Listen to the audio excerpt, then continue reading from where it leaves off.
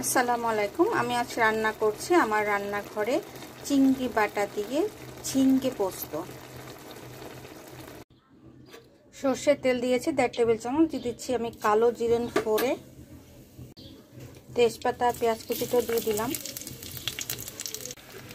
কেটে এবং ধুয়ে রাখা ঝিঙ্গাগুলো দিয়ে দিচ্ছি। একটু করে ভেজে নিব, বেশি না, 1 মিনিটের মতো একটু ভেজে নিব।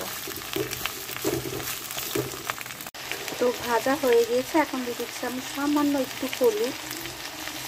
লবণ কিন্তু এখনও দেওয়া যাবে না, ভাজার সময় যদি লবণ দেন তাহলে কিন্তু পানি বের হয়ে যাবে। তো আমি হলুদটা দিয়ে দিলাম। আর এখন দিচ্ছি আমি চিংড়ি বাটা, আমি শিলপাটা বেটে নিয়েছি, একটু মিশিয়ে নেব, খুব ভালো করে মিশিয়ে নেব। এরপর যে আমি লবণটাও অ্যাড করে দিচ্ছি। চিংড়ি বাটাটা দিয়ে আমি এখন স্বাদ মতো লবণটা দিয়ে দিয়েছি। এখন মিনিট 2 মতো আমি একটু কষিয়ে নিব। চিংড়ি বাটা দেওয়ার সাথে সাথে যে কি দারুণ একটা স্মেল বের হয়েছে বলার বাইরে।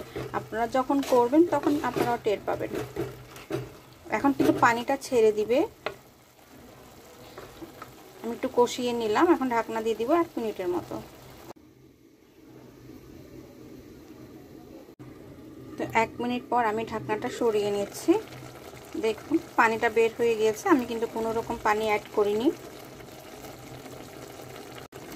এখন 1 টেবিল চামচের মতো আমি পোস্ত বাটা দিয়ে দিচ্ছি। পোস্ত বাটাটা কিন্তু আমি একটা শুকনো লাল মরিচ দিয়ে বেটে নিয়েছিলাম। এখানে ঝিঙ্গের পরিমাণ আছে 1 কেজি।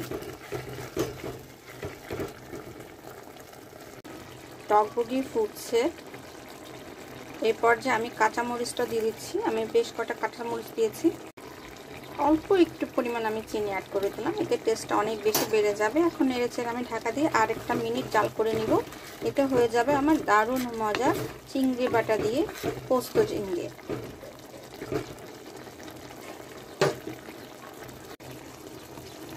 তো কেমন হয়েছে আমাকে কমেন্ট করে জানাতে ভুলবেন না। আর অবশ্যই এটা রান্না করে খাবেন, গরম ভাতের সাথে আর কিচ্ছুটি লাগবে না।